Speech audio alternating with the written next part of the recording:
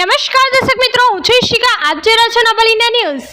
આજના મુખ્ય સમાચાર વડોદરા શહેરના સોમા તળાવ સર્કલ પર રક્ષાબંધનના તહેવાર પર જ શહેર ટ્રાફિક પોલીસના અભાવે ટ્રાફિક જામ.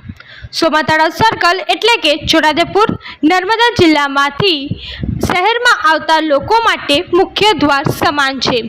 રક્ષાબંધન જેવા મોટા તહેવારમાં મોટી સંખ્યામાં વડોદરામાં લોકો આવતા હોય છે, પરંતુ વડોદરા શહેર ટ્રાફિક પોલીસ જાણે કે અજાણે હોય એવી રીતે સ્થળ ઉપર કોઈ દેખાયું જ નહીં.